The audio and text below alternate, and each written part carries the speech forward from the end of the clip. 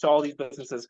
And you're able That's to now go and fun. see what works well. So one of the things that I wanted to answer for you was the other way that I get a lot of my knowledge is by working with agency partners. So because businesses Mm. can't afford to bring in 10 marketing people, Mm-hmm. what I try to do is put in a lean model. And that lean model is me designing the strategy, a marketer doing the operations in the business, and then Mm-hmm. you need someone for the execution. And so you can't find a PPC person, an SEO person, a paid social person. Like no one's going to be able to spend that kind of money. Not many businesses can afford that.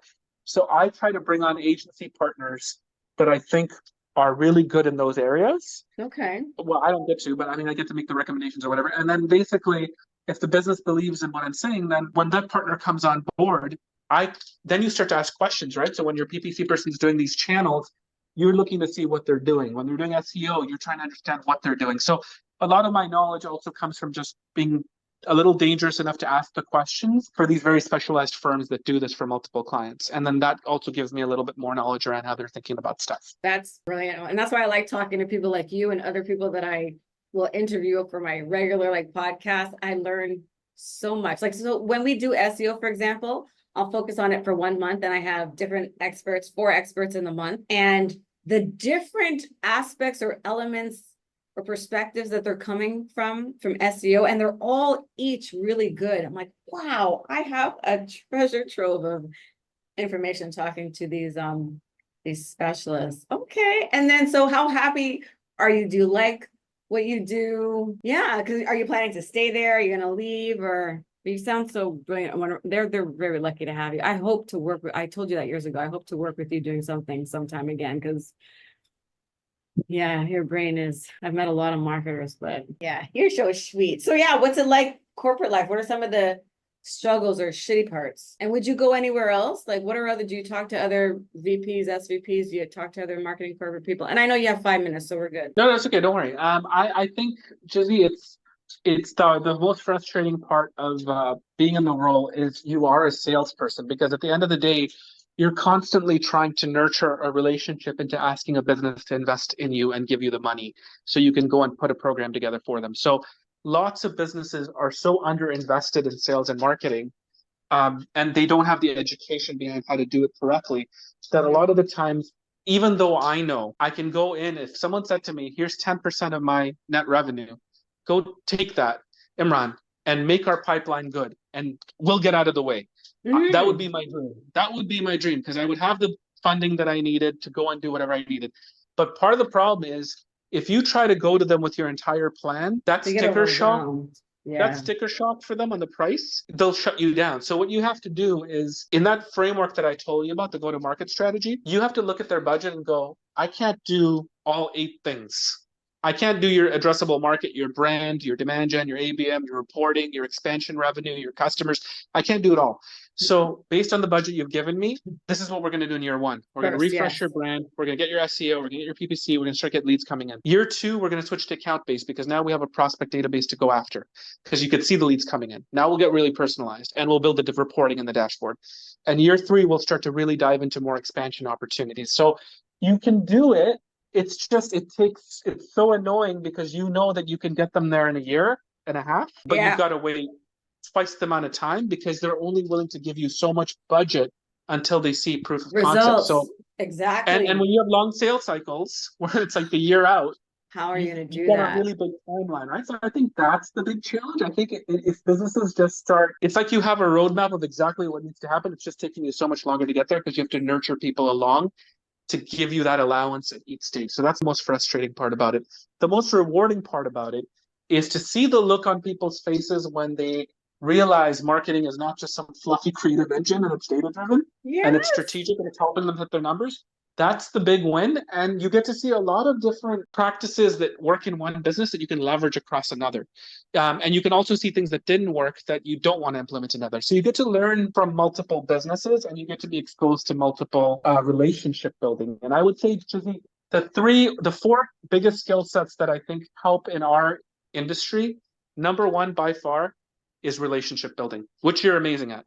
So relationship building is number one because having the CFO and the CRO on your side and the CEO, that's going to get you so much farther along in getting the budget that you need to invest. Because that So was the always the relationship problem. building, Budget, fighting for budget, fighting for yeah, budget.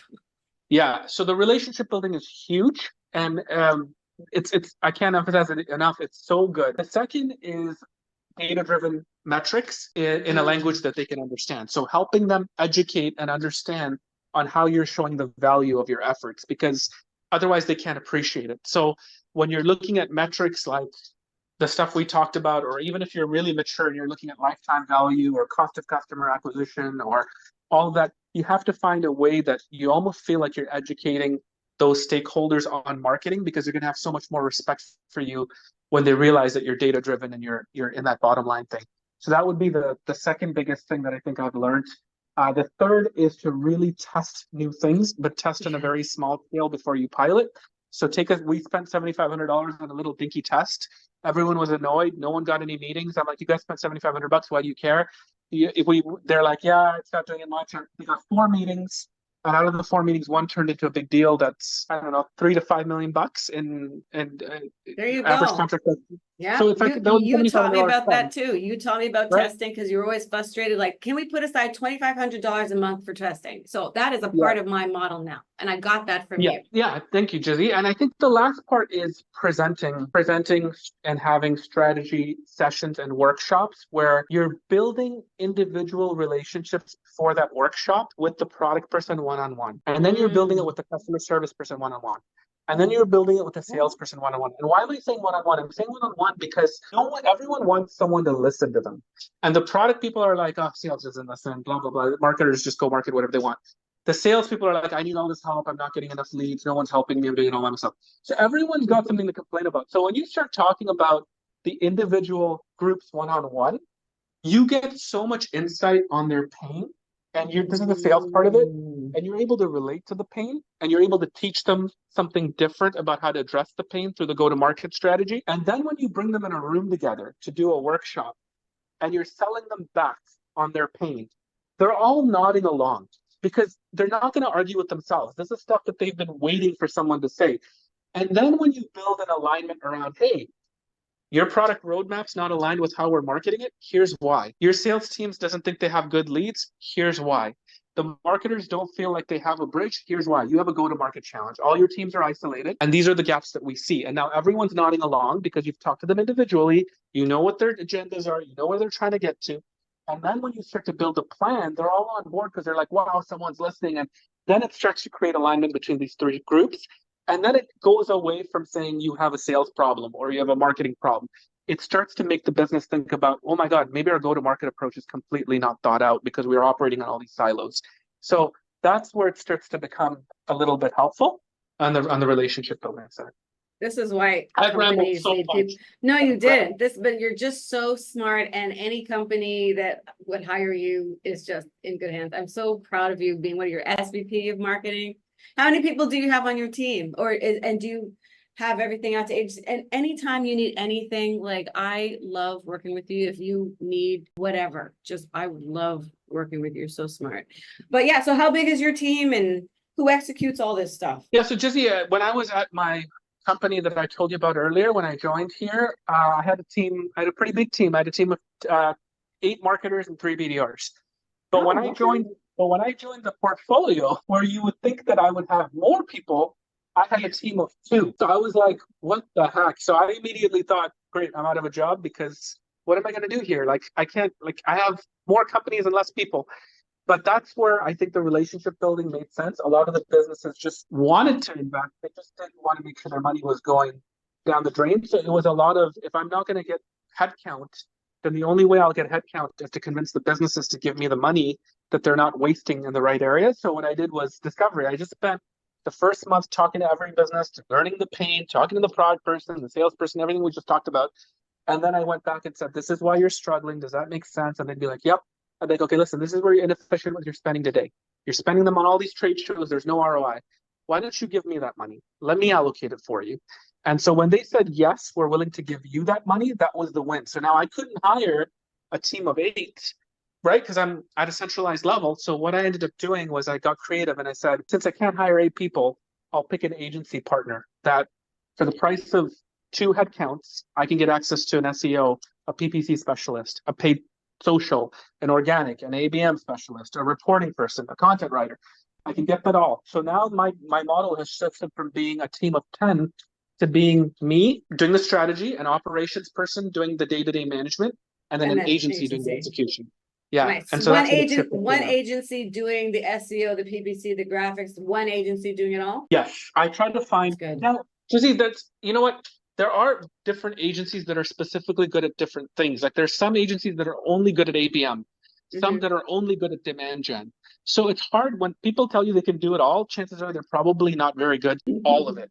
So I like to find agencies that are very good in that niche area. Like what area are they really good at? But demand gen and ABM are 2 really big pieces. So if you can get one agency that can do all of your demand gen for you, and then you can get another one that is really very good at ABM, then you've at least got 2 big facets covered, from Mm. creating brand awareness and leads to highly personalized account base. So for our businesses, we started with 1 because they couldn't afford both. But now that they're bought in and they're starting to see value, now what I'm trying to do is for the new businesses that do come on board, instead of selling them on one agency, I'm trying to bring everybody together to have one offering that covers the entire life cycle. So from beginning to end. So it covers your demand gen, it covers your ABM, it covers your BDRs, it covers the tools that you need. That way you're not going around using isolated people for different things. It's one place, one go-to-market strategy, and it's all in one place. The problem is when you're bringing in multiple agencies and partners, it gets really expensive, right? So, I'm toying with that model because I think it'll help me get so much quicker instead of waiting for 3 years to ask for another 100 grand. At least if I get it all at once, I won't have to ask for more money. So I'm testing Yes. that model. But Okay. if it doesn't work and they're like, no, we can only go with one versus the other, then I'll start them on one path. And then when we see value, I'll ask them for a bit more. But it's essentially a 3-year roadmap to build something that That's should what I really was take gonna a year. ask you. Yep, I was gonna ask you. That's what I tell my people. I sell them in bunches of like 6, 12, and 18 months because it usually takes 18 months for everything to gel, and they'll see results sooner. But yeah, I'm glad we're on the same page with that.